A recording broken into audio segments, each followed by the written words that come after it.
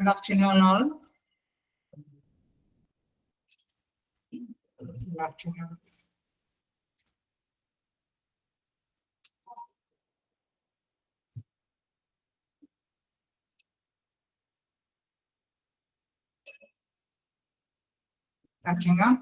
So, നമ്മള് എന്താ പറയാ ഡിസാസ്റ്റർ മാനേജ്മെന്റിന്റെ ലാസ്റ്റ് ഇതിലേക്ക് എത്തി.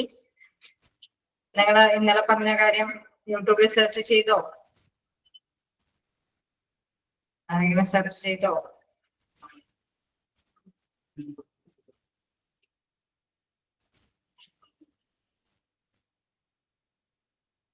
ഞാൻ ഇന്നത്തത് ഉൾക്കൊള്ളിക്കണമെന്ന് വിചാരിച്ചിട്ട് നടന്നില്ല.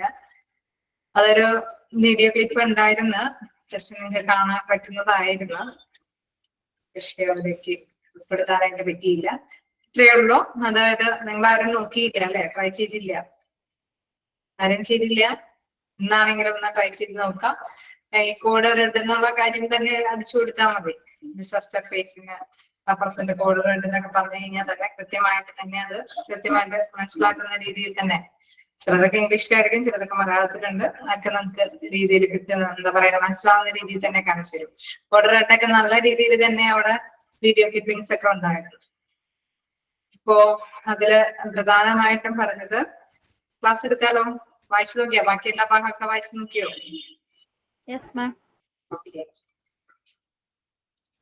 ഓക്കെ. അതില് നമുക്ക് കൺഫ്യൂഷൻ ഉണ്ടാകുന്ന തരത്തില് 2 വേർഡ് ക്ലിയർ ചെയ്യാനും കൂടി ഉണ്ട്. അതും കൂടി നിങ്ങളൊന്ന് ശ്രദ്ധിക്കാം.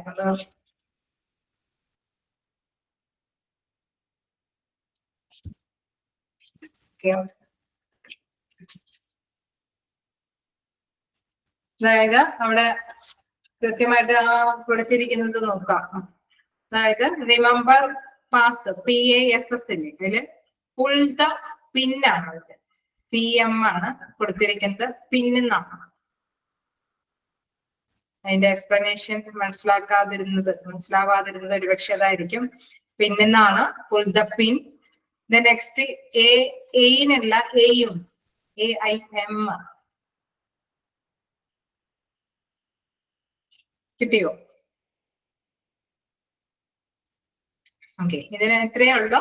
അതായത് നമ്മൾ എക്സ്റ്റിങ്വിഷർ യൂസ് ചെയ്യുമ്പോൾ ഇങ്ങനെയുള്ള കേസുകളിൽ അല്ലെ, തീപിടുത്തം കാര്യങ്ങളൊക്കെ വരുമ്പോൾ നമ്മൾ ഹോസ്പിറ്റലിൽ തന്നെ എക്സ്റ്റിങ്വിഷർ അവിടെ ഉണ്ടാവും, അവൈലബിൾ ആയിരിക്കും. അത് നമ്മൾ യൂസ് ചെയ്യാനായിട്ട് ശ്രമിക്കേണ്ടതാണ്, ചെയ്യേണ്ടതുമാണ് അല്ലെ. അപ്പൊ അവിടെ പറയുന്നത് റിമെമ്പർ PASS, അതായത് P എന്ന് റെപ്രസെന്റ് ചെയ്യുന്നത് പുൾത്ത എന്താണ് പിൻ. പുൾത്ത പിൻ എന്ന് പറയുന്നത് നമ്മൾ വലിക്കണം. എന്താണ് ആ പിന്നെടുത്ത് വലിക്കുക. എയും നോസിൽ എന്ന് പറയുന്നത് അതിന്റെ നോസിൽ ആറ്റ ഭാഗം എന്താണ് നമുക്കറിയാം, വാതകമാണെങ്കിൽ അല്ലെ, ആ ഒരു തീ അടിച്ചമർത്തുക അല്ലെങ്കിൽ കിടത്തുന്ന തരത്തിലുള്ള വാതകങ്ങളാണ് അതിൽ നിറച്ചിരിക്കുന്നതെങ്കിൽ തീർച്ചയായിട്ടും ആ നോസ് എന്താണ് ആ ഭാഗത്തേക്ക് ചലിപ്പിക്കണം. എന്നാൽ മാത്രമാണ് അവിടുത്തെ തീ അണഞ്ഞു പോകുള്ളൂ അല്ലെ. ദെൻ അതുകൊണ്ടാണ് പറയുന്നത് എയും എന്ന് പറഞ്ഞാൽ ലക്ഷ്യത്തിലേക്ക് നോസില് ഉപയോഗിക്കുക. അതായത് എവിടെയാണോ ലക്ഷ്യം അല്ലെ, തീപിടുത്തം ഉണ്ടായിരിക്കുന്ന മേഖല അല്ലെങ്കിൽ എന്താണ് സംഭവിച്ചിരിക്കുന്നത് ആ മേഖലയിലേക്ക് എയിം ചെയ്തിട്ട് നോസിൽ നമ്മൾ വലിക്കുക, ആ പുള്ളി ചെയ്യുക. ദെൻ എന്താ പറയാ, ഓക്കെ വലിക്കുക. ദെൻ എസ് എന്ന് പറയുന്നത് സ്ക്യൂസ് ദ ഹാൻഡിൽ, അതായത് ഞെക്കി കഴിയുമ്പോഴാണ് അതിലേക്ക് എന്താണ് ഈ വാതകങ്ങൾ അല്ലെങ്കിൽ എന്തെങ്കിലും നിറച്ചു വെച്ചിരിക്കുന്നത് തീയെ കെടുത്താൻ പറ്റുന്ന തരത്തിലുള്ള സംഭവങ്ങൾ അതിലേക്ക് അല്ലെ പുറത്തേക്ക് വരികയുള്ളൂ. അപ്പൊ അതനുസരിച്ചിട്ട് എന്താണ് അമർത്തുക. ദെൻ എസ് സ്വീപ്പ് അല്ലെ എന്താ പറയുന്നത്, എസ് സ്വീപ്പിന് സൈഡ് ടു സൈഡ് മോഷൻ നമ്മൾ ചലിപ്പിക്കുക അല്ലെ. ഇത് ഏത് ഭാഗത്തേക്കൊക്കെയാണെന്ന് വെച്ചാൽ അതിനനുസരിച്ചിട്ട് തന്നെ ചലിപ്പിക്കുക. അപ്പൊ ആ ഭാഗത്തെല്ലാം തീകള് അണയും. ദെൻ അതിനുശേഷം നമുക്ക് ആ വേസ്റ്റുകൾ കൈകാര്യം ചെയ്യാം. അപ്പൊ അതാണ് ഇതിലെ പാസ് എന്നുള്ളതിന്റെ പ്രധാനപ്പെട്ട ആ ഒരു അബ്രിവേഷൻ കൃത്യമായിട്ട് പറഞ്ഞിരിക്കുന്നത്. അതില് വീഡിയോ ക്ലിപ്പിൽ കൃത്യമായിട്ട് കാണിക്കുന്നുണ്ട് കേട്ടോ. അതിങ്ങനെ കൊണ്ടുപോയി അതിങ്ങനെ വലിക്കുന്ന പ്ലേസിലേക്ക് നമ്മൾ എന്താണോ എവിടേക്കാണ് ലക്ഷ്യം വെക്കുന്നത് ആ പ്ലേസിലേക്കെല്ലാം ഓക്കെ. വാട്ടർ ആണെങ്കിൽ വാട്ടർ ഷവറിങ് നടത്തും. അതല്ല എങ്കിൽ വാതകങ്ങളാണ് അതിൽ നിറച്ചിരിക്കുന്നതെങ്കിൽ, അതായത് ഇത്തരത്തിലുള്ള തീയെ കെടുത്തുന്ന തരത്തിലുള്ള സംതിങ്, അത് വാട്ടർ ആണെങ്കിലും ആവാം അല്ലാത്ത രീതിയിലും നമ്മൾ നിറച്ചു വെക്കുക അല്ലെ. അത് അനുസരിച്ചിട്ട് അത് ഓരോ ഹോസ്പിറ്റലിന്റെ ഫെസിലിറ്റി രീതി അനുസരിച്ചിട്ടായിരിക്കും. തീർച്ചയായിട്ടും അത് ചെയ്യുന്നത് അനുസരിച്ചിട്ടാണ് തീയെ കെടുത്തുന്നത്. അപ്പൊ പാസില് P റെപ്രസെന്റ് ചെയ്യുന്നത് pull the pin, A represent ചെയ്യുന്നത് aim the nozzle, Then S, skews the handle. പിന്നെ വീണ്ടുമുള്ള S, sweep in side to side motion. Clear ആയോ? ഇപ്പൊ ക്ലിയർ ആയോ?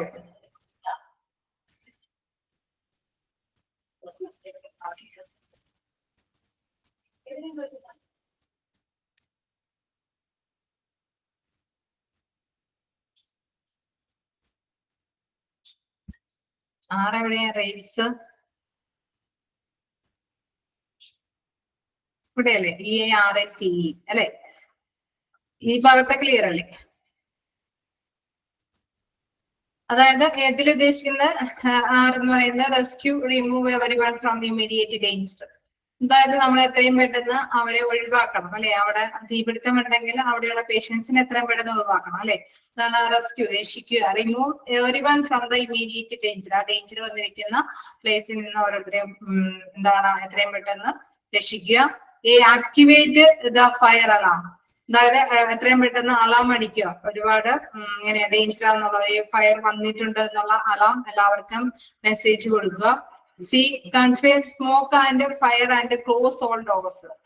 അതായത് നമ്മൾ ഉറപ്പ് വരുത്തുക ഈ അല്ലെ നമ്മുടെ പുകയും അതേമാതിരി തന്നെ ഇതിന്റെ ആ ഒരു തീയും മറ്റുള്ളവരിലേക്കൊന്നും വ്യാപിക്കാതിരിക്കാൻ വേണ്ടിയിട്ട് എല്ലാ വാതിലുകളൊക്കെ അടയ്ക്കുക എന്നുള്ളത്, ക്ലോസ് ഡോർ അല്ലെ. ഈ എക്സ്റ്റിങ്വിഷ് ദ ഫയർ ഇഫ് പോസിബിൾ. നമ്മള് അല്ലെ എക്സ്റ്റിങ്വിഷ് എന്ന് പറയുമ്പോൾ ഇൻ കേസ് നമുക്ക് ഇങ്ങനത്തേക്കുള്ള എമർജൻസി എക്സിറ്റ് കിട്ടും, കാണും അല്ലെ? ഏതൊരു ഹോസ്പിറ്റലും അങ്ങനത്തെ ഒരു എക്സിറ്റ് കാണില്ലേ? ഇങ്ങനത്തെ ഫയറൊക്കെ തീപിടുത്തൊക്കെ ഉണ്ടാവുമ്പോ രക്ഷപ്പെടാൻ വേണ്ടിയിട്ടുള്ള ഒരു മാർഗം. ഓക്കെ,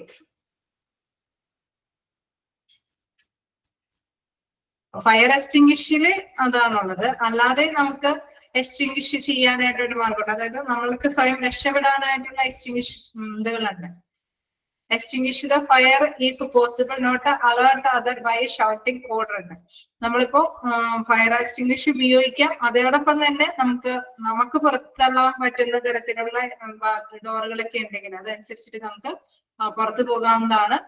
എല്ലാവരെയും ഇൻഫോം ചെയ്യുക. Alert others by shouting code red എന്നുള്ളത് അവരെ അനൗൺസ് ചെയ്യുക. കോഡ് റെഡ് എന്ന് പറയുമ്പോൾ നമുക്കറിയാം എന്താണ് അവിടെ സംഭവിച്ചിരിക്കുന്നത്. ഫയർ തീപിടുത്തമൊക്കെയാണ്, അല്ലെങ്കിൽ ഇത്തരത്തിലുള്ള പ്രശ്നങ്ങളാണ് സംഭവിച്ചത്. എന്തത്തിന്റെ ചോർച്ചയോ അല്ലെങ്കിൽ പുക നിറഞ്ഞു നിൽക്കുന്ന അവസ്ഥയോ അങ്ങനെയൊക്കെയാണ്. അപ്പൊ നമ്മൾ നേരത്തെ പറഞ്ഞു അതിനെ നമ്മള് അടിച്ചമർത്ത തരത്തിലുള്ള സംഭവങ്ങളാണ് കൈകാര്യം ചെയ്യുന്നത്. അപ്പൊ അതില് ഈ ഒരു റേസിന്റെ ഇതില് അതിനെ രക്ഷപ്പെടുത്തുക. രണ്ടാമതായിട്ട് അലാം ആക്ടിവേറ്റ് ആക്കുക. മൂന്നാമതായിട്ട് അവിടെ നിന്നുള്ള ഡോറുകളൊക്കെ ക്ലോസ് ചെയ്യുക.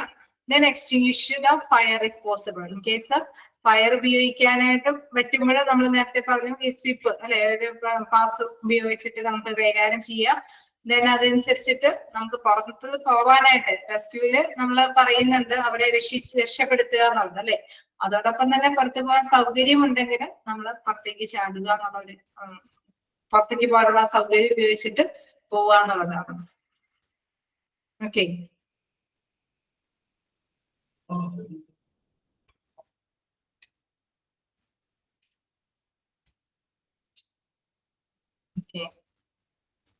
കിട്ടിയോ? നമ്മള് ഇത് കണ്ടതാണല്ലേ, കോഡ് പിങ്കിനെ കുറിച്ചിട്ടും ഡിസ്കസ് ചെയ്തതാണ് അല്ലെ. കുട്ടികളുടെ തെഫ്റ്റുമായി ബന്ധപ്പെട്ട് വരുന്ന കാര്യങ്ങളെ കുറിച്ചിട്ട് ഡിസ്കസ് ചെയ്തു. ദെൻ കോഡ് ഓറഞ്ചിനെ കുറിച്ചിട്ടും ജസ്റ്റ് ഒന്ന് ഡിസ്കസ് ചെയ്തു അല്ലെ. കോഡ് ബ്ലൂ തുടങ്ങിയാണ് നമ്മൾ എടുക്കേണ്ടത് അല്ലെ.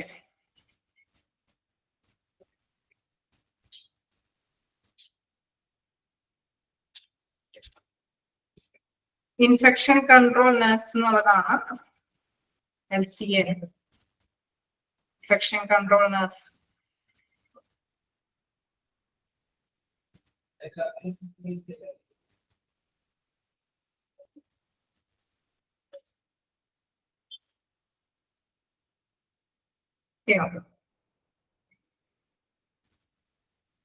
LCN ഓക്കെ ആണോ? ഓക്കെ.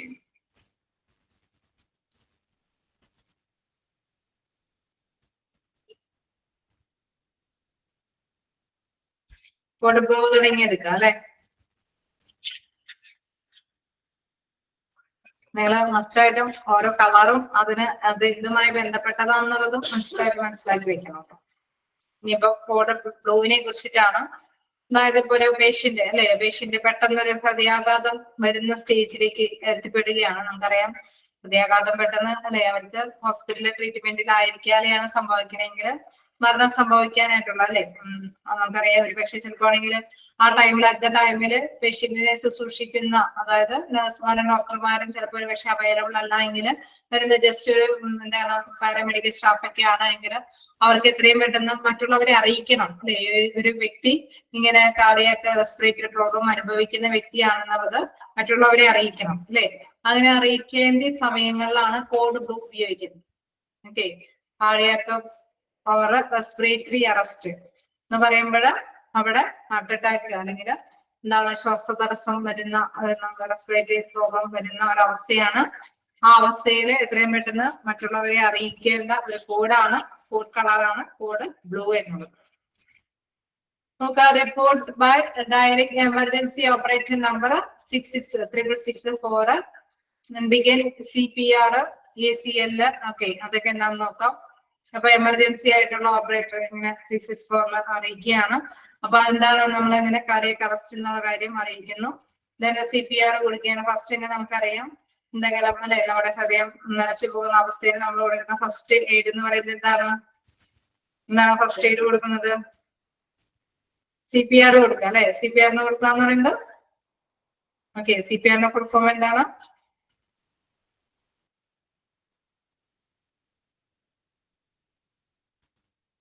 കാർഡിയാക് പൾമിനറി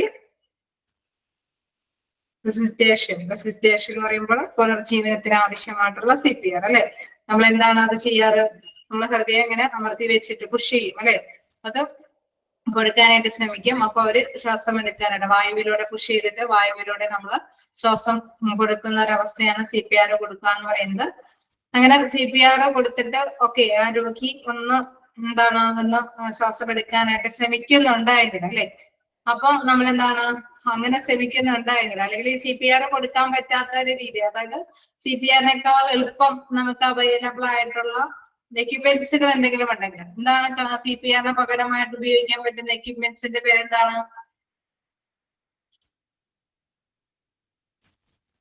CPR-ന് പകരം നമ്മൾ ഉപയോഗിക്കണമെന്ന് പറയാറില്ലേ? ഡിഫിബ്രിലേറ്റർ. ഓക്കെ, നിങ്ങൾ പഠിച്ചിട്ടുണ്ട് അല്ലെ, നമ്മൾ പലപ്പോഴും പറയാറുണ്ട്. അപ്പൊ ഡിഫിബ്രിലേറ്റർ എന്നുള്ള മെഷീൻ അല്ലെ, എന്താണ് ACL എന്നുള്ള ഉദ്ദേശിക്കുന്നത് എന്താണ്? Advanced cardiac life support. അപ്പൊ അഡ്വാൻസ്ഡ് കാർഡിയക് ലൈഫ് സപ്പോർട്ട് ഏതാണ്? ഡിഫിബ്രിലേറ്റർ അല്ലെ. ഡിഫിബ്രിലേറ്റർ പോലെയുള്ള ഉപകരണങ്ങൾ എക്യുപ്മെന്റ്സ് ഉപയോഗിച്ചിട്ട് അവർക്ക് എന്താണ് വീണ്ടും ഹൃദയമിടിപ്പ് ഉണ്ടാവാനായിട്ടുള്ള ചാൻസ് ഉണ്ടാവുമെന്ന് നോക്കുക. ദെൻ എന്താണ് അത് പ്രോട്ടോകോൾ അനുസരിച്ചിട്ട് തന്നെയാണ് അത് അവർക്ക് കൊടുക്കുക. ദെൻ ആ സമയത്ത് ACLS ഫുൾ ഫോം പറയണോ? Advanced cardiac life support. Advanced cardiac life support.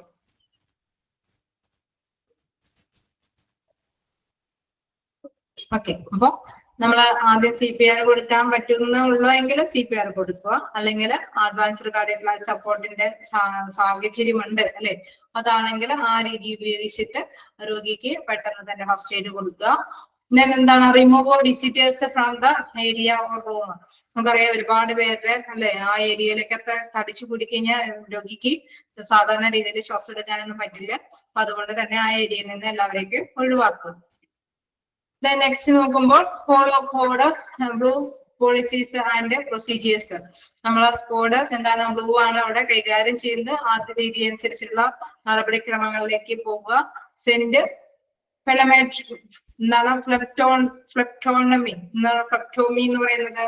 ഫ്ലെപ്റ്റോമി എന്ന് പറയുന്നത് നമുക്ക് ഇങ്ങനെ ഇൻ കേസ് ഈ വ്യക്തി പ്രതികരിക്കുന്നുണ്ട് അല്ലെ, CPR ഒക്കെ കൊടുത്തിട്ട് ശ്വാസം എടുക്കാനായിട്ട് സാധ്യതയുണ്ടെങ്കിൽ എത്രയും പെട്ടെന്ന് എന്താണ് നമ്മുടെ കാനുലാസ് ഘടിപ്പിക്കുക അല്ലെ. നമ്മുടെ ശരീരത്തിലേക്ക് ആവശ്യമായിട്ടുള്ള അല്ലെ എന്തെങ്കിലും രക്തം വലിക്കുന്നതിനായിട്ട് കാനുല ഉപയോഗിച്ചിട്ട് അല്ലെ പഞ്ചർ ഉപയോഗിച്ചിട്ട് നമുക്ക് ഘടിപ്പിക്കാം.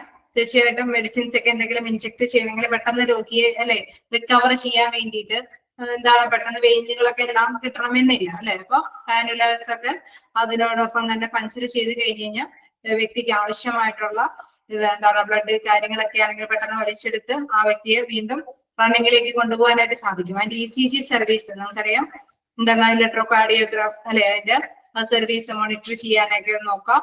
അപ്പൊ ഹേർട്ടൊക്കെ ഓക്കെ ആയിട്ട് വരികയാണ് എങ്കിൽ നമുക്ക് നെക്സ്റ്റ് സ്റ്റെപ്പിലേക്ക് പോകാം അല്ലെ. അപ്പൊ ആദ്യം തന്നെ ഈ വ്യക്തി എന്താണ് ചലനം മറ്റ് പോകുന്ന സ്റ്റേജിൽ തന്നെ ഈ വ്യക്തിക്ക് ആവശ്യമായിട്ടുള്ള CPR കൊടുക്കുക. CPRന് പകരം നമുക്ക് ഇത്തരത്തിലുള്ള എക്യുപ്മെന്റ്സ് ഉണ്ടെങ്കിൽ, ഡെഫിബ്രിലേറ്റർ പോലെയുള്ള എക്യുപ്മെന്റ്സ് ഉണ്ടെങ്കിൽ അതിന്റെ ഉപയോഗം നടപ്പാക്കുക. അവിടെ നിന്ന് എല്ലാവരെയും വ്യക്തികളൊക്കെ മാറ്റുക. ദെൻ അതനുസരിച്ചിട്ട് നെക്സ്റ്റ് എന്താണ് ഫിലോട്ടമി അല്ലെ. ഫിലോട്ടമി എന്ന് പറയുന്നത് എന്താണ് രക്തം വലിച്ചെടുക്കാനായിട്ട് ഒരു ക്യാനൽ ഉപയോഗിച്ചിട്ട് അല്ലെ. അത് സാധാരണയായിട്ട് കയ്യിൽ ഒരു 5 രൂപേനെ തന്നെയാണ് അത് ഘടിപ്പിക്കുക. അതനുസരിച്ചിട്ടുള്ള നടപടിക്രമം ചെയ്യുക. ECG സർവീസുകൾ ഹേർട്ടിന്റെ ഒക്കെ ഫംഗ്ഷൻ ഓക്കെ ആണെന്നുള്ള കാര്യത്തിനൊക്കെ വേണ്ടിയിട്ട് ECG ഫംഗ്ഷൻ ഒക്കെ അതൊക്കെ മോണിറ്റർ ചെയ്യാനുള്ള സംവിധാനങ്ങളോടൊക്കെ ആരോഗ്യ യോജിപ്പിക്കുക. Then resume normal operations. Only designated team members will respond to the CPR area. Okay. Then വലിയ പ്രശ്നങ്ങളൊന്നുമില്ല, രോഗി റിക്കവറി ചെയ്യാൻ പറ്റുന്ന കാര്യങ്ങളൊക്കെ ആണെങ്കിൽ CPR-മായി ബന്ധപ്പെട്ട് അത് റെസ്പോണ്ട് ചെയ്യുന്നുണ്ടെങ്കിൽ അതുമായി ബന്ധപ്പെട്ട കാര്യങ്ങളിലേക്കൊക്കെ പിന്നെ അവരെ പൾസൊക്കെ എടുത്ത് നോക്കാം. ദെൻ എന്താണ് അവർക്ക് പൾസൊക്കെ ഓക്കെ ആണെങ്കിൽ എന്താണ് നോർമലി വലിയ പ്രശ്നമൊന്നും ഇല്ലെങ്കിൽ പിന്നെ അടുത്ത കാര്യങ്ങളിലേക്ക് അല്ലെ രോഗിയുമായി ബന്ധപ്പെട്ട് അടുത്ത നടപടിക്രമങ്ങളിലേക്കൊക്കെ പോകാനൊക്കെ ആയിട്ട് സാധിക്കും. അപ്പൊ ആദ്യം തന്നെ ഇങ്ങനെയുള്ള പെട്ടെന്ന് ഒരു അറ്റംപ്റ്റില് ആദ്യം തന്നെ ഇൻഫോം ചെയ്യണം. ഇങ്ങനെയുള്ള പ്രവർത്തനം ആയതുകൊണ്ട് തന്നെ 664 അല്ലെ അല്ലെങ്കിൽ കോഡ് ബ്ലൂവിലേക്ക് നമ്മൾ കൃത്യമായിട്ട് തന്നെ ഇൻഫോം ചെയ്യുക. കാർഡിയക് റെസ്പിറേറ്ററി അറസ്റ്റ് എന്നുള്ള രീതിയിൽ തന്നെ. ഓക്കെ, ക്ലിയർ ആയോ? ജസ്റ്റ് വായിച്ച് നോക്കുക.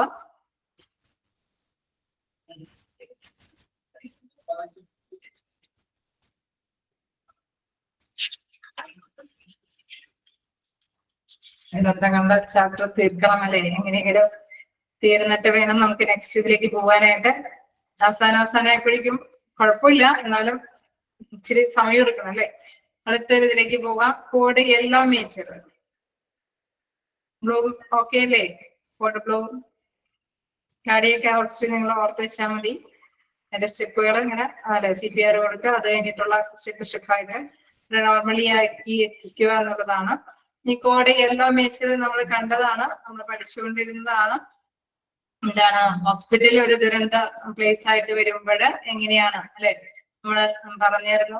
ആ ഒരു രീതികൾ മേജർ എന്നൊക്കെ ഡോക്ടർ മേജർ എന്നൊക്കെ ഇൻഫോം ചെയ്തു തരുന്ന ഒരു കാര്യമൊക്കെ തന്നെയാണ് ഇതിലെ പ്രധാനമായിട്ടും കോഡ് യെല്ലോ മേജർ അല്ലെ. കോഡ് യെല്ലോ കളറാണ് മേജർ എന്നാണ് അത് നമ്മൾ റെപ്രസെന്റ് ചെയ്യുന്നത്. An external disaster has occurred. ഇതിലെ ഇമ്പോർട്ടന്റ് ആണെന്ന് ചോദിച്ചാൽ ഒരുപാട് ക്വസ്റ്റ്യൻസ് ഒന്നും ഇതുമായി ബന്ധപ്പെട്ട് വരുന്നില്ല. ചോദ്യങ്ങൾ എങ്ങനെയാണ് ഞാൻ പറഞ്ഞില്ലേ, കാർഡിയക് അറസ്റ്റുമായി ബന്ധപ്പെട്ട് വരുന്ന കളർ കോഡ് ഏതാണ്, അല്ലെങ്കിൽ കുട്ടികളുടെ ഇൻഫന്റ് ആയിട്ടുള്ള കുട്ടികളെ നഷ്ടപ്പെടുന്നതുമായി ബന്ധപ്പെട്ട് വരുന്ന കളർ കോഡ് ഏതാണ്, അല്ലെങ്കിൽ ഇന്ന ബ്ലൂ കളർ കോഡ് എന്തിനെ റെപ്രസെന്റ് ചെയ്യുന്ന, അങ്ങനെയൊക്കെയുള്ള ക്വസ്റ്റ്യൻസ് ആണ് പൊതുവെ കാണാറുള്ളത്. ഓക്കെ ഓക്കെ അപ്പൊ എളുപ്പമല്ലേ. അപ്പൊ ഇത്രയും ഇതിൽ നിന്ന് നമുക്ക് വലിയ എക്സാമിന് വേണ്ടിയിട്ടാണെങ്കിൽ എളുപ്പമാണ്, കാരണം കളറും സംഭവം എന്താന്നുള്ള കാര്യം ജസ്റ്റ് മനസ്സിലാക്കി വെച്ചാൽ മതി. പക്ഷെ ഇങ്ങനെയുള്ള പ്രവർത്തനങ്ങൾ ഹോസ്പിറ്റലിൽ നടക്കുന്നുണ്ടോ എന്നുള്ള കാര്യം ഓർത്ത് വെക്കുക. കാരണം ഇങ്ങനെയുള്ള അവസ്ഥകൾ ഇങ്ങനെ ഇപ്പൊ നമ്മളിപ്പോ ഇൻ കേസ് ഒരു പേഷ്യന്റ് ആയിരിക്കുന്ന സമയത്ത് അതല്ലെങ്കിൽ ഹോസ്പിറ്റൽ ഇന്റർവ്യൂവുമായി ബന്ധപ്പെട്ടൊക്കെ നിങ്ങളോട് ക്വസ്റ്റ്യൻസ് ഒക്കെ ചോദിക്കുമ്പോൾ ഒന്നും അറിയില്ലാത്ത പോലെ നിൽക്കരുത്. ഇതുമായി ബന്ധപ്പെട്ടൊക്കെ ആണ് അല്ലെ ഇത്തരത്തിലുള്ള കോഡ് കളറൊക്കെ കൊടുക്കുന്നത്. ഇങ്ങനത്തെ ഒരു സിറ്റുവേഷൻ വരുമ്പോഴാണ് വരുന്നതെന്നൊക്കെയുള്ള കാര്യം ഓർത്ത് വെക്കുക. അപ്പൊ കോഡ് യെല്ലോ മേജറിൽ എന്താ പറയുന്നത്, an external disaster has occurred, the hospital will be receiving patients in excess normal.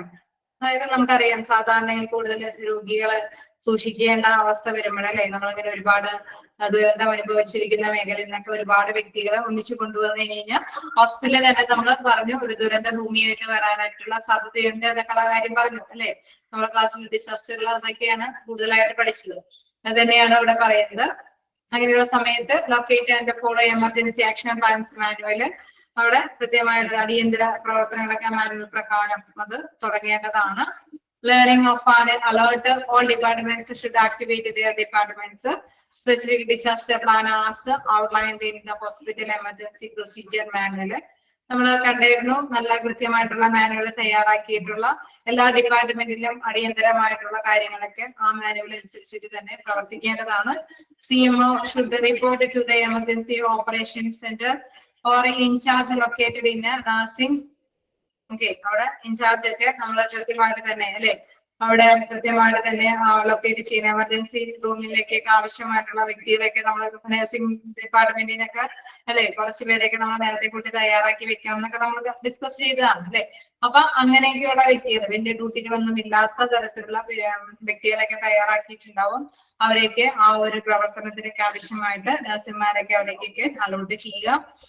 എന്താ പറയുന്നത് 1841 അല്ലെ, അവിടെ nursing administration located in the nursing administration 1841 അല്ലെ, അതാണ് അവിടെ റെപ്രസെന്റ് ചെയ്തിരിക്കുന്ന കോഡ് നമ്പർ. വീണ്ടും പറയുന്നു check over the status of emergency room department such as facilities, supplies and staffing needs. Notify departments. In charge coordinator okay, അവിടെ എന്താണ് കൃത്യമായിട്ട് എല്ലാം അറേഞ്ച് ചെയ്തിട്ടുണ്ടോ എന്ന് ഉറപ്പുവരുത്തേണ്ടതാണ്. ഡിപ്പാർട്ട്മെന്റ്സിൽ എല്ലാ ഫെസിലിറ്റീസും ഉണ്ടോ, സംഭവങ്ങളെല്ലാം സപ്ലൈ ചെയ്യാൻ ആവശ്യമായിട്ടുള്ള സാമഗ്രികളൊക്കെ എത്തിയിട്ടുണ്ടോ, ആവശ്യമായിട്ടുള്ള സ്റ്റാഫുകളൊക്കെ ഉണ്ടോ എന്നുള്ളത് മനസ്സിലാക്കി വയ്ക്കുക, നോട്ടിഫൈ ചെയ്യുക. എന്താ പറയുന്നത് ഇൻചാർജ് കോർഡിനേറ്റർ, അതൊക്കെ ആരൊക്കെയാണ് നോട്ടിഫൈ ചെയ്യേണ്ടത്? ഡിപ്പാർട്ട്മെന്റ് ഇൻചാർജർ ഒക്കെയാണ് അത്തരത്തിലുള്ള കാര്യങ്ങളൊക്കെ നോട്ടിഫൈ ചെയ്യേണ്ടതും കോർഡിനേറ്റ് ചെയ്യേണ്ടതും. All departments should send extra staff to emergency room bay എന്ന് വെച്ചാൽ അവിടേക്ക് ആവശ്യമായിട്ടുള്ള ഡിപ്പാർട്ട്മെന്റ്സ് അല്ലെ, ഡിപ്പാർട്ട്മെന്റ്സ് ഷുഡ് സെൻഡ് എക്സ്ട്രാ സ്റ്റാഫാണ് to the emergency room. Emergency റൂമിലേക്ക് അഡീഷണൽ ആയിട്ട് സ്റ്റാഫുകളൊക്കെ നമ്മൾ നേരത്തെ ക്ലാസ്സിൽ ഡിസ്കസ് ചെയ്തതാണ് അല്ലെ, അധികമായിട്ടുള്ള സ്റ്റാഫുകളൊക്കെ എന്താണ് നമ്മൾ അവിടേക്കൊക്കെ അലോട്ട് ചെയ്യേണ്ടതാണ്. As a designated staff arrives, each person with a role in the emergency manual plan will receive a job action sheet. അതായത് ഓരോ പേഴ്സൺസും ആ ഭാഗത്തേക്ക് കടന്നു വരുമ്പോൾ അവരവർക്ക് നിർദ്ദിഷ്ടമായിട്ടുള്ള ഡ്യൂട്ടികൾ ഉണ്ടാവും, ആ ഡ്യൂട്ടി ക്യാരി ഓൺ ചെയ്യേണ്ടതായിട്ട് വരും. All other on duty staff not otherwise assigning to emergency room position should remain in their department and maintain normal operations.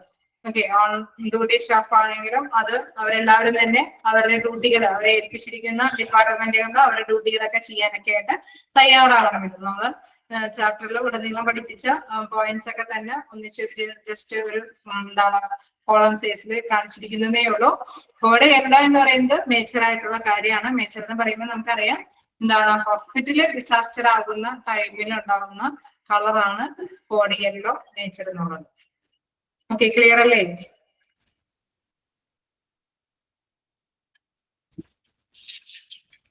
Clear ആണോ?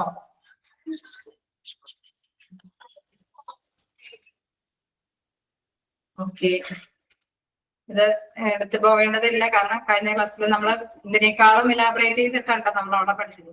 ജസ്റ്റ് ഒന്ന് പറഞ്ഞിട്ടുള്ളൂ, പകുതി കാര്യങ്ങളൊന്നും അത് പറഞ്ഞിട്ടില്ല. അവിടെ നമ്മൾ സ്റ്റാഫുകളെ റെഡിയാക്കണം, റിട്ടയർമെന്റ് കഴിഞ്ഞ പേഴ്സൺസിനൊക്കെ കണ്ടെത്തണം, അങ്ങനെയുള്ള സ്റ്റാഫുകളെ കണ്ടെത്തണം അല്ലെ, ഒരുപാട് കാര്യങ്ങളൊക്കെ നമ്മൾ ഡിസ്കസ് ചെയ്തിട്ടുണ്ട്. അതിന്റെ ഒരു ചെറിയ കുറച്ച് കാര്യം മാത്രമേ ഇതിനകത്ത് കൊടുത്തിട്ടുള്ളൂ. ഓക്കെ, ഇനി നമുക്ക് പഠിക്കാനുള്ളത് കോഡ് വയലറ്റ് ആണ്. കോഡ് വയലറ്റും കോഡ് ബ്രൗണും കഴിഞ്ഞാൽ ഇത് ചാപ്റ്റർ കഴിയും. എന്താണ് കോഡ് വയലറ്റ് റെപ്രസെന്റ് ചെയ്യുന്നത് നോക്കാം.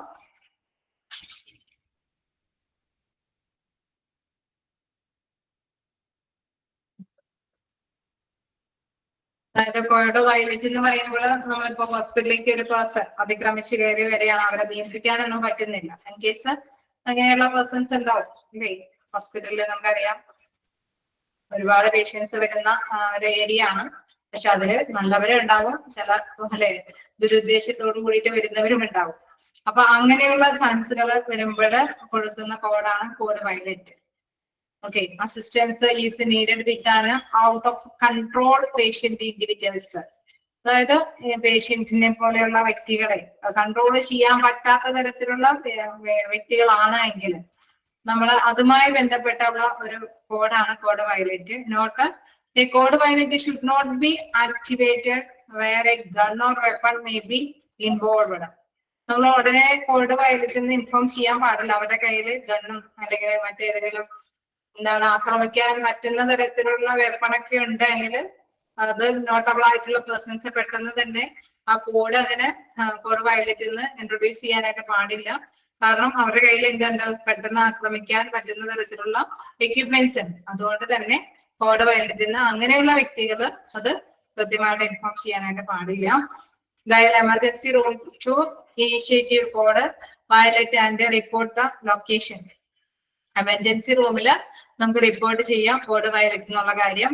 എന്നിട്ട് പറയാം ഏത് ലൊക്കേഷനിലാണ് ഇത് വന്നിരിക്കുന്നത്. അല്ലെ, ഇപ്പൊ തേർഡ് ഫ്ലോറില് സെക്കൻഡ് റൂമിലാണ് കോഡ് വയലേറ്റ്, അതായത് ഒരു വ്യക്തി അക്രമാസക്തമായ രീതിയിൽ കാണപ്പെട്ടത് എന്നുള്ള കാര്യം എമർജൻസി റൂമിൽ നമുക്ക് ഇൻഫോം ചെയ്യാം.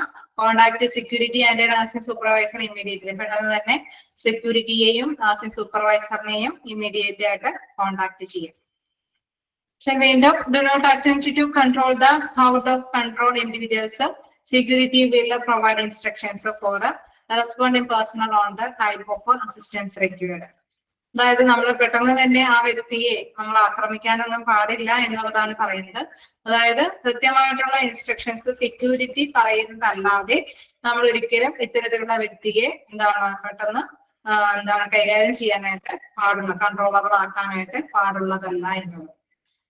ഓക്കെ, അപ്പൊ ഒന്ന് രണ്ട് ഘട്ടം നമ്മൾ കണ്ടു. അങ്ങനെ ഒരു വ്യക്തിയെ കാണുന്നു, അങ്ങനെ ഒരു വ്യക്തിയെ കണ്ടു കഴിഞ്ഞാൽ ഉടനെ അതിന് എന്താണ് കയ്യിൽ ഗണ്ണും അല്ലെങ്കിൽ മറ്റു വെപ്പൺസ് ഒക്കെ ആയിട്ടാണ് കാണുന്നെങ്കിൽ പെട്ടെന്ന് കോഡ് വയലേറ്റ് ഇൻഫോം ചെയ്യാനായിട്ടൊന്നും പാടില്ല.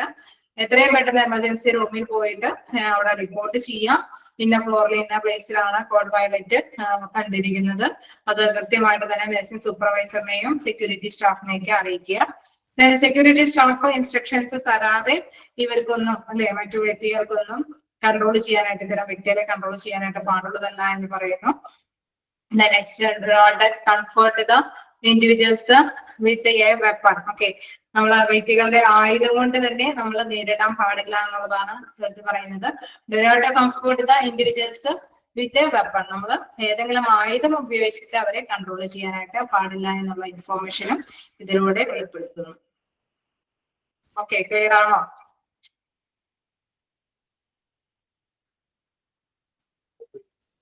കോഡ് വയലേറ്റ് എന്തിനെ റെപ്രസെന്റ് ചെയ്യുന്നത്? ഔട്ട് ഓഫ് കൺട്രോൾ പേഷ്യന്റ് അല്ലെ. അപ്പൊ അങ്ങനെയുള്ള പോയിന്റ്സ് ജസ്റ്റ് നോട്ട് ചെയ്യാം. ഔട്ട് ഓഫ് വയലേറ്റ് എന്ന് പറയുന്നത് ഔട്ട് ഓഫ് കൺട്രോൾ പേഷ്യന്റ്. അതേമാതിരി തന്നെ എന്താണ് ഓരോന്നും ഔട്ട് ഓഫ് എല്ലാ മേച്ച് എന്ന് പറയുമ്പോൾ ഡിസാസ്റ്റർ അല്ലെ. അങ്ങനെ എക്സ്റ്റേണൽ ഡിസാസ്റ്റർ ഓക്കെ ആണ് ഹോസ്പിറ്റലിൽ അങ്ങനെ ഡിസാസ്റ്റർ വരുന്ന സാഹചര്യങ്ങളിൽ.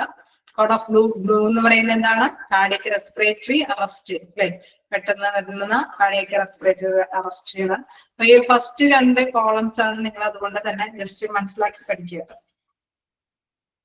ഓക്കെ, നമുക്കൊരു പോയിന്റ് കൂടി ഉണ്ട്, അതുവരെ ജസ്റ്റ് ഒന്ന് വായിച്ചു നോക്കാം.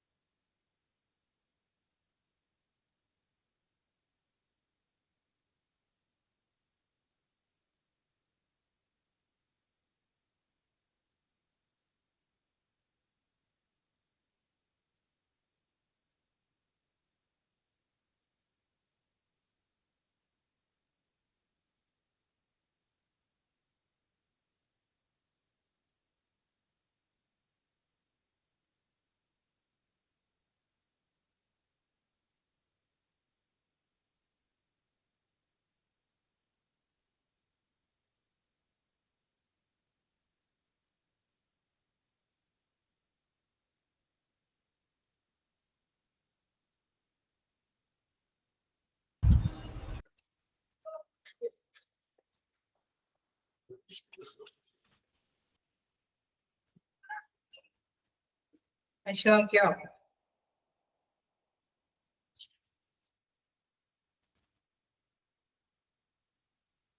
ഓക്കെ, നമുക്ക് നെക്സ്റ്റ് ഒരു പോയിന്റ് കൂടെയുണ്ട്, നമ്മൾ നോക്കാം. എന്താണ് കോഡ് ബ്രൗൺ? കോഡ് ബ്രൗൺ എന്ന് പറയുമ്പോൾ എന്താണെന്ന് നോക്കാം. An adult patient in missing, lost or abducted from the hospital. അതായത് നമ്മള് നേരത്തെ കുട്ടികള് അല്ലെ മിസ്സിംഗ് ആയതിനെ കുറിച്ചിട്ട് നമ്മൾ ഡിസ്കസ് ചെയ്തു. അതുമാതിരി തന്നെ അഡൽട്ട് പേഴ്സൺ ആണെങ്കിൽ അവരുടെ മിസ്സിംഗ് അല്ലെങ്കിൽ തട്ടിക്കൊണ്ട് പോകുകയോ അല്ലെങ്കിൽ ഒളിച്ചോടി പോകുന്നതോ ആയിട്ടുള്ള കാര്യങ്ങളൊക്കെ ഉണ്ട് എങ്കിൽ അവിടെയാണ് കോഡ് ബ്രൗൺ എന്ന ഇൻഡിക്കേറ്റ് അല്ലെ ആ ഒരു ഇതാണ് ഇൻഫോർമേഷൻ ആയിട്ട് ഇൻഡിക്കേറ്റ് ചെയ്യുന്നത്.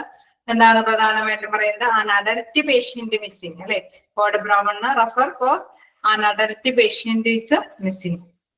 അതിനെയാണ് പ്രതിനിധീകരിക്കുന്നത്, ഇൻഡിക്കേറ്റ് ചെയ്യുന്നത്. Then when a patient is missing from a patient care unit or outpatient clinic and it is suspected that the patient has been abducted or is lost, conduct a unit search.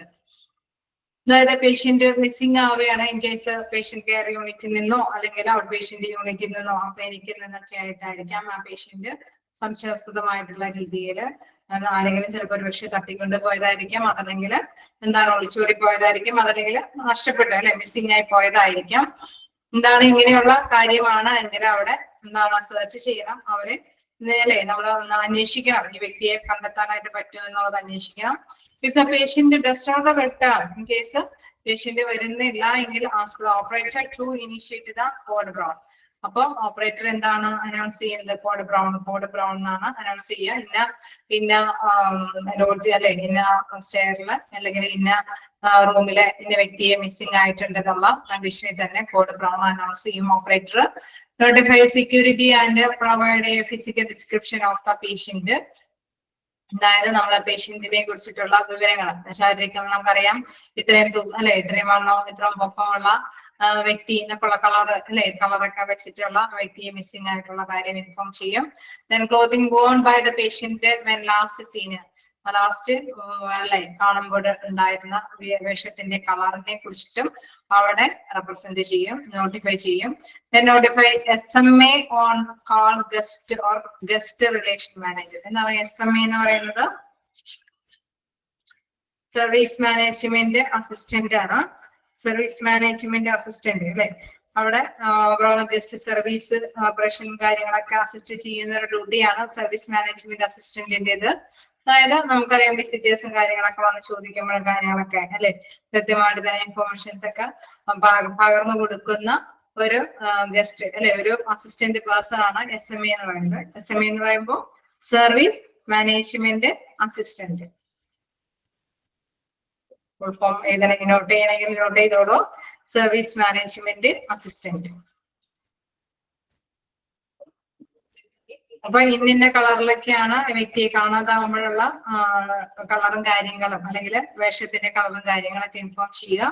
പിന്നെ എന്താണ് വീണ്ടും relation manager അല്ലെ guest relation മാനേജറിനെ അല്ലെങ്കിൽ service management അസിസ്റ്റന്റിനെ inform ചെയ്യുക, അറിയിക്കുക എന്നുള്ളതാണ് പ്രധാനമായിട്ടുള്ളത്. കാരണം പബ്ലിക് ആയിട്ട് ഡീലിങ്സ് വരുന്നവരാണ് അവരൊക്കെ അല്ലെ, അതുകൊണ്ട് തന്നെ അത്തരത്തിലുള്ള പേഴ്സൺസിനെ വ്യക്തമായ രീതിയിൽ തന്നെ അറിയിക്കുക. ഇന്ന പേഴ്സൺ ഇത്രയും അല്ലെ പൊക്കവും ഇത്രയും ഹൈറ്റും വെയിറ്റും ഇന്ന തരത്തിലുള്ള വേഷങ്ങളൊക്കെ ഇട്ടിരിക്കുന്ന വ്യക്തിയെ ഈ ടൈം മുതൽ കാണാതായി എന്നുള്ള ഇൻഫോർമേഷൻസ് അവർക്ക് റിപ്പോർട്ട് ചെയ്യുക. ദെൻ നമുക്ക് നോക്കാം. ഓക്കെ, അതില് പറയുന്നത് എന്താണ്? ചിലപ്പോ ഒളിച്ചോടി പോയതായിരിക്കാം അല്ലെങ്കിൽ തട്ടിക്കൊണ്ട് പോകുന്നതായിരിക്കാം, അതാണ് ഉദ്ദേശിക്കുന്നത്.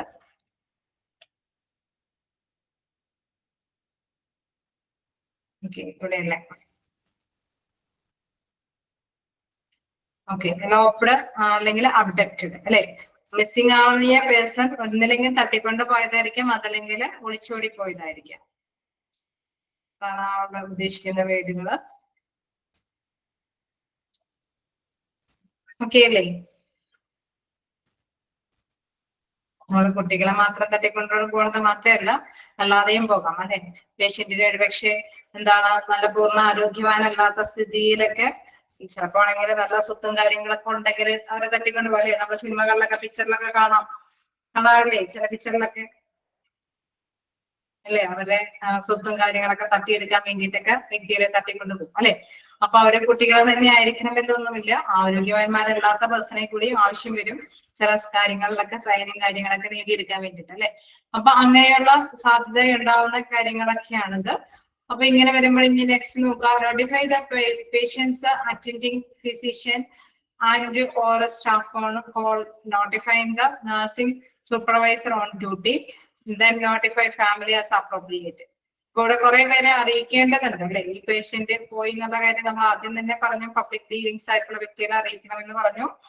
then എന്താണ് പേഷ്യൻസ് അറ്റൻഡിങ് ഫിസിഷ്യൻ അല്ലെ, ഈ പേഷ്യന്റിനെ കൈകാര്യം ചെയ്യുന്ന ഡോക്ടറെ അറിയിക്കണം.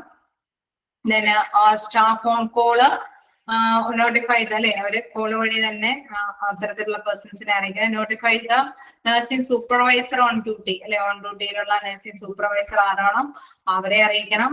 Then notify family as appropriate, ഈ പേഷ്യന്റുമായിട്ട് റിലേഷൻ ഉള്ള ഫാമിലി മെമ്പേഴ്സിനെ അറിയിക്കണം.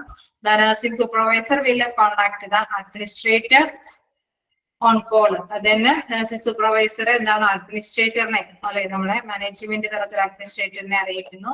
The administrator on call will contact the police four notification. Okay, അതിനുശേഷം മാനേജ്മെന്റ് തലത്തിൽ നിന്ന് അഡ്മിനിസ്ട്രേറ്റർ ആണ് പോലീസിനെ ഇൻഫോം ചെയ്യുന്നത് ഇത്തരത്തിലുള്ള ഒരു പേഴ്സൺ ഇന്ന ടൈം മുതൽ കാണാതായിട്ടുണ്ട് എന്നുള്ളത് അല്ലെ. അപ്പൊ ആദ്യം തന്നെ അതൊരു ചിട്ടയായ നടപടിക്രമങ്ങളിലൂടെയാണ് ഡോക്ടറെ അറിയിക്കുന്നത്, നഴ്സുമാരുടെ സൂപ്പർവൈസറിനെ അറിയിക്കുന്നു. ദെൻ എന്താണ് നഴ്സിംഗ് സൂപ്പർവൈസർ അഡ്മിനിസ്ട്രേറ്ററിനെ അറിയിക്കുന്നു, അഡ്മിനിസ്ട്രേറ്റർ ആരെ അറിയിക്കുന്നു, പോലീസിനെ അറിയിക്കുന്നു. ഓക്കെ, അത്തരം പോയിന്റ്സ് ഓക്കെ അല്ലേ? ആണോ? ഓക്കെ, നമുക്ക് നെക്സ്റ്റ് ഒരു ഭാഗത്തേക്ക് നോക്കാം. Social worker nursing staff. Nursing staff will assist the patient's family members and the staff during the crisis. Okay, അവിടെ സോഷ്യൽ വർക്കർ അല്ലെങ്കിൽ നഴ്സിംഗ് സ്റ്റാഫ് നമ്മള് ഫാമിലി പേഷ്യൻസിന്റെ ഫാമിലിയുമായിട്ടൊക്കെ ബന്ധപ്പെടും. അവരൊക്കെ ആയിട്ടുള്ള ആ ഒരു അല്ലെ എന്തെങ്കിലും തർക്കങ്ങളും കാര്യങ്ങളൊക്കെ ഉണ്ടാവാൻ സാധ്യതയുണ്ട്. നമുക്കറിയാം വ്യക്തിയെ കാണാതായിരിക്കും അല്ലെ.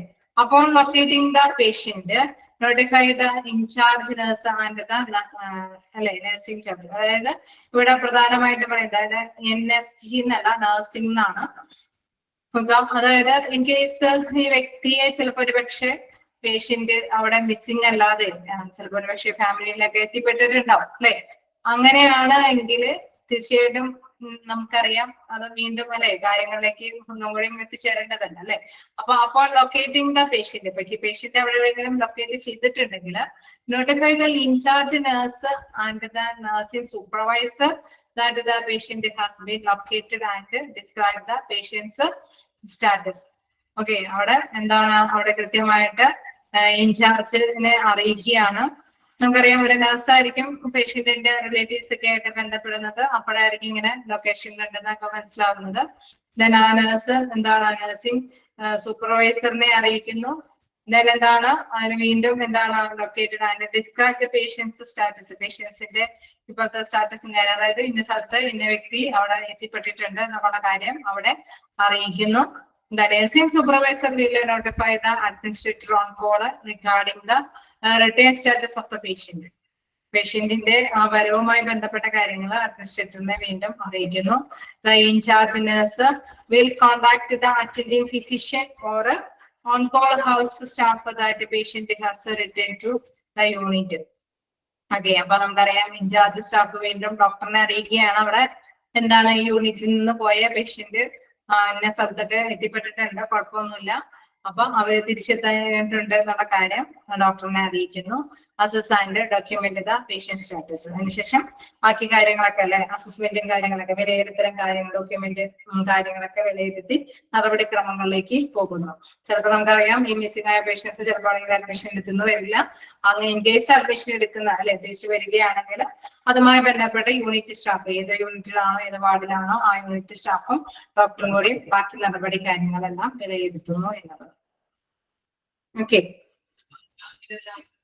ജസ്റ്റ് വായിച്ചു നോക്കാം.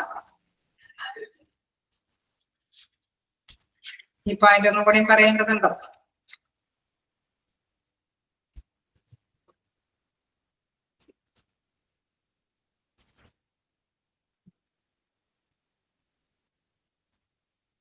നമ്മള് കമ്പ്യൂട്ടർ ആരെങ്കിലും എടുത്തത് ബേസിക് ഓഫ് കമ്പ്യൂട്ടർ സ്റ്റാർട്ട് ചെയ്തു ആരെങ്കിലും ആണോ?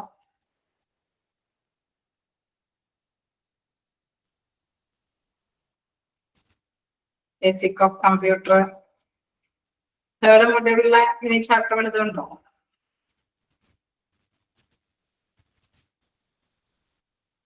ഇല്ല. ഓക്കെ, അപ്പൊ നമുക്ക് ഫോർത്ത് മൊഡ്യൂളിലേക്ക് കിടക്കാം. ബേസിക് ഓഫ് കമ്പ്യൂട്ടർ ഉണ്ട്, ചെറിയ ചെറിയ ചാപ്റ്റർ നോക്കട്ടെ. ഒരു വലിയ ചാപ്റ്റർ ആയിട്ട് നമുക്ക് ടൈം എടുക്കേണ്ട വരും അല്ലെ? ഓക്കെ, വായിച്ചു നോക്കാം. കളറുകളും ആ കോഡുകൾ ഉദ്ദേശിക്കുന്ന എന്താണ്, എന്തിനെ റെപ്രസെന്റ് ചെയ്തിരിക്കുന്ന കളറുകളാണെന്നുള്ള കാര്യം നോട്ട് ചെയ്യാം.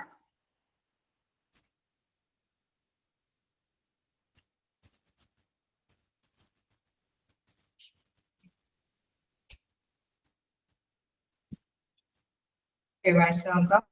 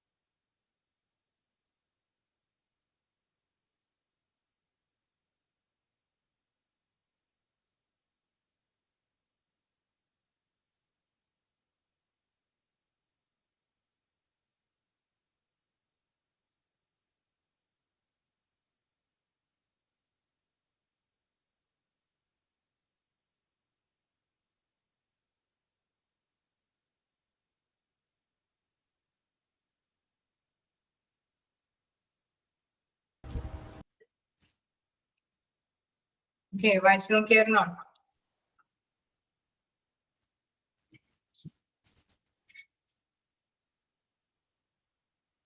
എവിടെയെങ്കിലും മനസ്സിലാവാത്തതുണ്ടോ?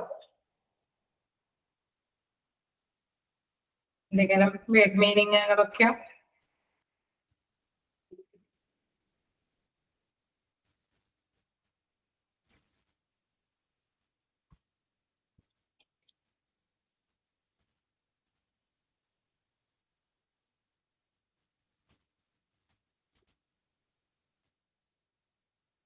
ഒന്ന് പറഞ്ഞതിന്റെ കുറച്ച് ക്ലിയർ ചെയ്തോ? നഴ്സിംഗിനൊക്കെ ഉള്ള ഭാഗങ്ങളൊക്കെ ക്ലിയർ ചെയ്തോ?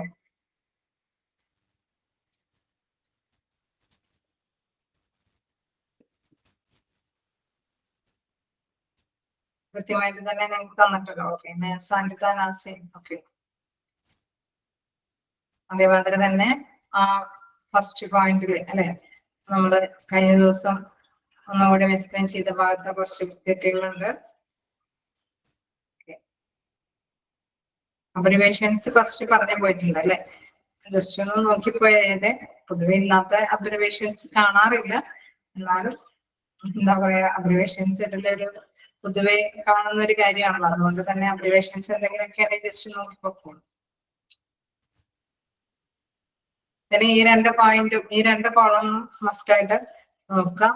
പൊതുവെ നമ്പർ ഒന്നും കാണാറില്ല ഏത് നമ്പർ കോഡാണെന്നുള്ളത്. കാരണം പുതിയ ഇത് പഴയ കാലത്തെ ഡിക്ഷനൊക്കെ ആവുമ്പോ ഇപ്പൊ വേറെ വേറെ അല്ലേ നമുക്കറിയാം. ഹോസ്പിറ്റലിന്റെ ആ ഒരു ഇതനുസരിച്ചിട്ട് തന്നെ വ്യത്യസ്തമായിട്ടുള്ള കോഡുകളും കാര്യങ്ങളൊക്കെ ഉണ്ടാവും. ബൈ ഹാർട്ടിൽ നമ്പർ ഒന്നും പഠിച്ചു വെക്കേണ്ട കാര്യം അതുകൊണ്ട് വരാറില്ല, ചോദിക്കാറില്ല.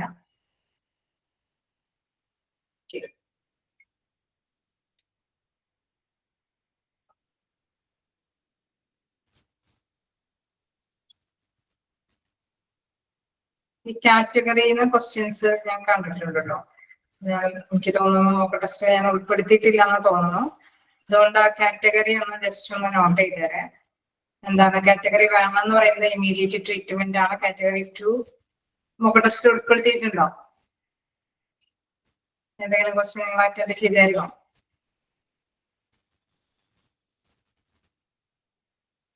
ഇല്ലല്ലോ. എനിക്ക് തോന്നുന്നു ഈ ക്ലാസ്സിൽ ഞാൻ ഉൾപ്പെടുത്തിയിട്ടില്ല എന്ന് തോന്നുന്നു. ഒന്ന് നോട്ട് ചെയ്തേരെ. അതുകൊണ്ട് കാറ്റഗറീസ് ക്വസ്റ്റ്യൻസ് കാണാറുണ്ട്. Category 1, category 2, category 3, category 4. അല്ലെ കാറ്റഗറി 3യിലുള്ളത് മിനിമം ട്രീറ്റ്മെന്റ് ആവശ്യമുള്ളവരാണ്. ഡിലേഡ് ട്രീറ്റ്മെന്റ് ആണ് കാറ്റഗറി 2 വരാറ്. Expectant treatment lying or injured with no chance or survival അല്ലെ അങ്ങനെ വരുന്ന പേഷ്യൻസിനൊക്കെ കാറ്റഗറി 4ലാണ് ഉൾപ്പെടുത്താറ്. ക്ലിയർ അല്ലേ? പറയുന്നത് മനസ്സിലാവുന്നില്ലേ? ഓക്കെ.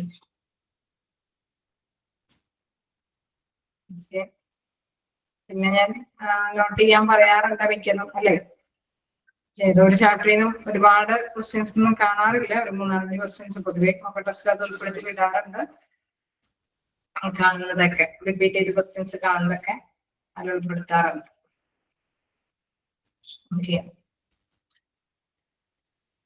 അപ്പൊ നമുക്ക് നെക്സ്റ്റ് ക്ലാസ്സിൽ കാണാം. നെക്സ്റ്റ് ക്ലാസ്സിൽ വരുമ്പോ ബേസിക് ഓഫ് കമ്പ്യൂട്ടർ എടുക്കാം. എല്ലാവരും കയ്യിലില്ലേ ബേസിക് ഓഫ് കമ്പ്യൂട്ടർ?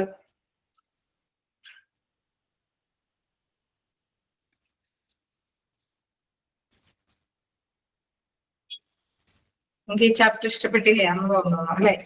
ആർക്കും പൊതുവെ ഇഷ്ടപ്പെടാറില്ല ഈ ചാപ്റ്റർ. ഡിസാസ്റ്റർ മാനേജ്മെന്റ് ആയതുകൊണ്ട് തന്നെ കേൾക്കാൻ ഇഷ്ടമാണ് അല്ലെ, മനസ്സിലാക്കി എടുക്കാൻ ഇച്ചിരി പണിയാണ്. നമുക്കത് എന്തായാലും അവസാനിച്ചു. വായിച്ചു നോക്കാം. എക്സാമിന്റെ ടൈം ആക്കി ആകുമ്പോഴേക്കും കുഞ്ഞു കുഞ്ഞു ക്വസ്റ്റ്യൻസ് ഒക്കെയാണ് വരാറ്. Okay, thank you.